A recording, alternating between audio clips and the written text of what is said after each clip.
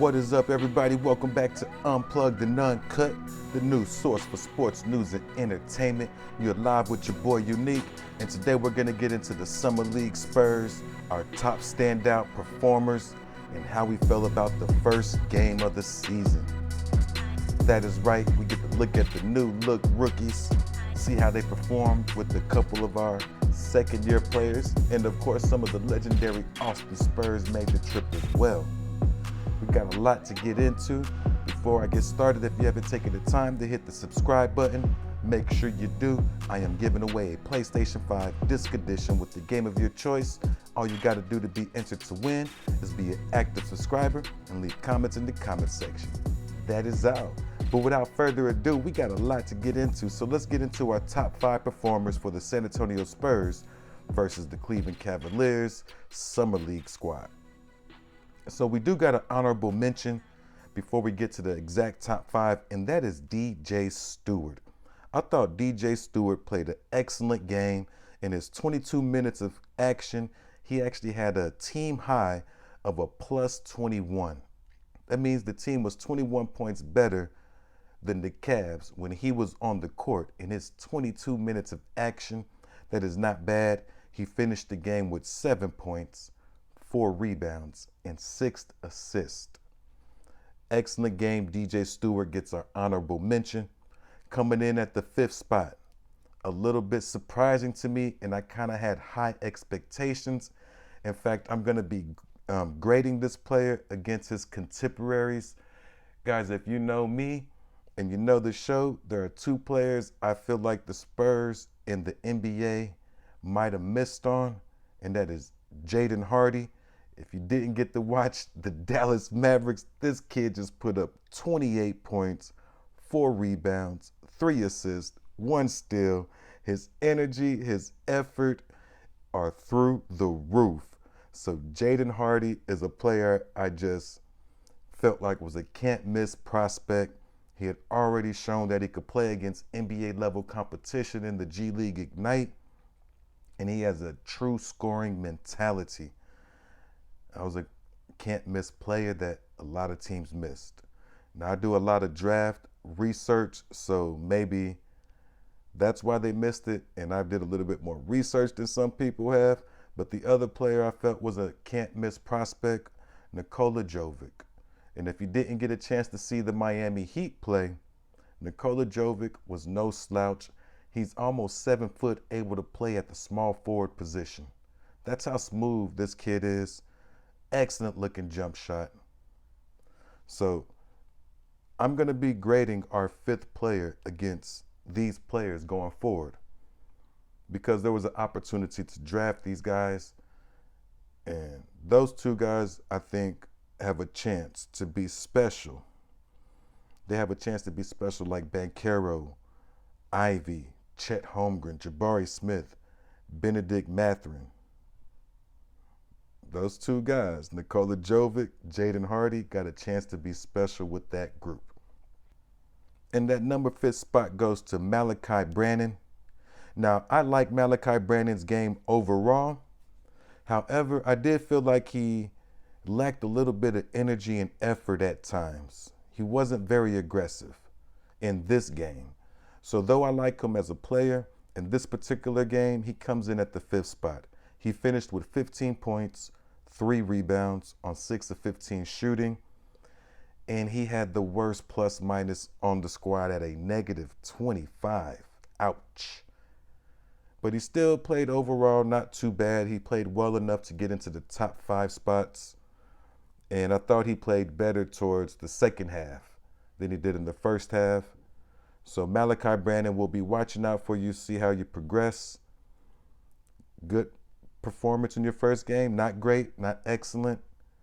5th best spot. Guys, you let me know if you think I got Malachi Brannan rated too low on this list.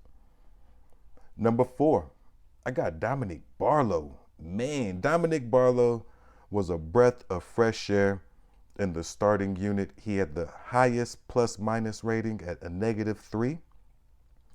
And what was a breath of fresh air was his size, and his motor stood out. This kid did not take a bad shot, and he played really well. He finished with 9 points, 7 rebounds, and 1 steal. Very impressed with the game that Dominique Barlow just put out there. Coming in at the number 3 spot, off the bench, we have a surprise. Darius Days had a really good game off the bench for the Spurs with 11 points and 7 rebounds. Excellent game for the forward Darius Days. Now, our top 2 players, man, I was highly impressed at points with both of these players. So coming in at the number 2 spot is Joshua Primo, and Joshua Primo got it going on in the 4th quarter. He had 11 points in that quarter alone. And just being there live in the building, it was action-packed when he was starting to get it going. You could see the Spurs just slowly dwindling that lead down, And for a minute, it looked like the Spurs were gonna try and come back and make it a game. And that's because Joshua Primo had it going on from 3-point range. This kid is real smooth at times. He's so smooth, he seems lethargic. Like he's not even trying, he's just getting buckets. But you know he's trying. He's got that Andrew Wiggins to him where it looks like they're not trying sometimes, but they are playing a lot harder than you think. Joshua Primo did bring his A game. He had 20 points, 5 rebounds, and 1 block. He didn't get any rebounds, which is a little concerning, but not too bad. We'll give him a break there and just say the bigs were doing their job.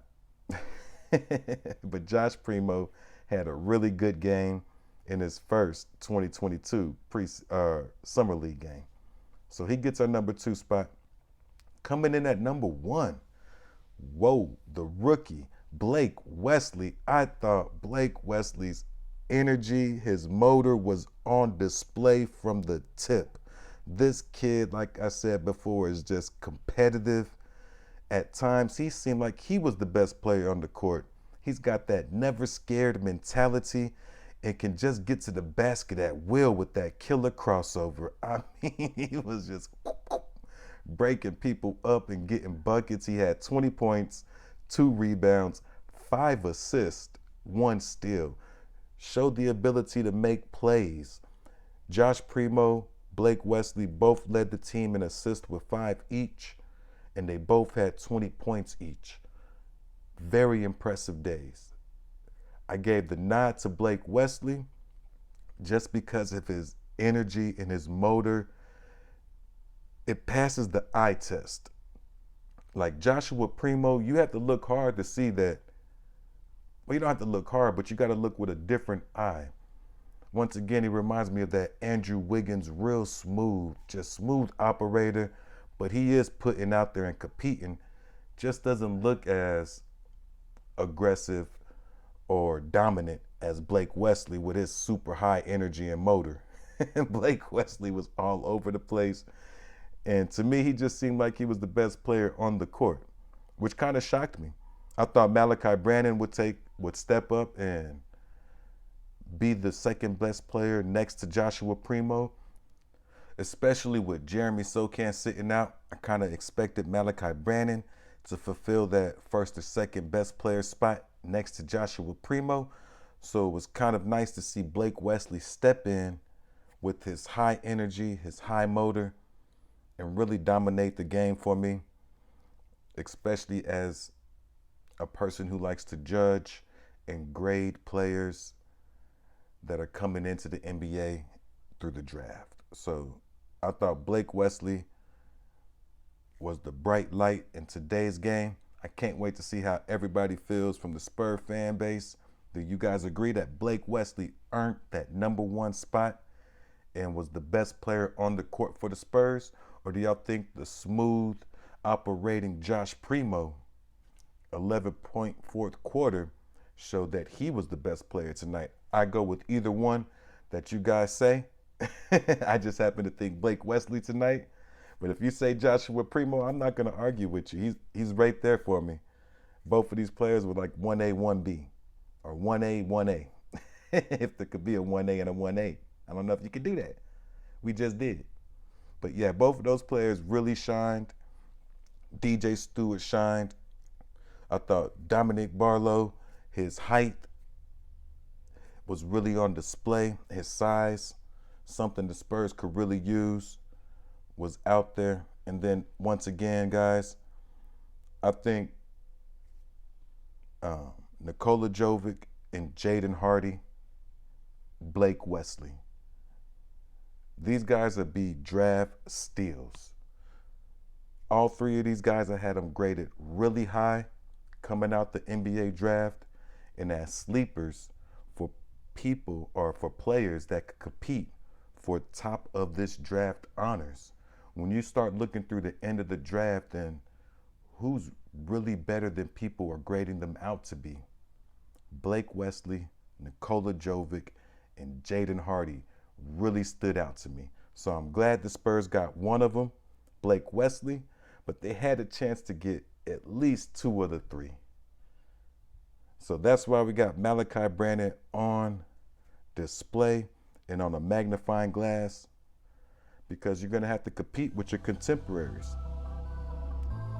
And the average NBA career is only 3 to 4 years. So you definitely want to outshine your contemporaries. So we'll keep judging them against the players on his squad and the players that could have been drafted around him. He still made the top 5, and it was an excellent game. Even though the Spurs lost, it was a great learning experience for the Spurs and the Cavs. The Cavs had some standout players as well. And honestly, the Summer League has been really, really good this year. So can't wait to see tomorrow's game, and can't wait to see what you guys have to say about today's game. Do y'all agree with the order that we got the top 5 players? Did you want to switch it up? Let me know. I can't wait to read those comments, but that's all we got for this part of the episode, and your boy is out. Peace.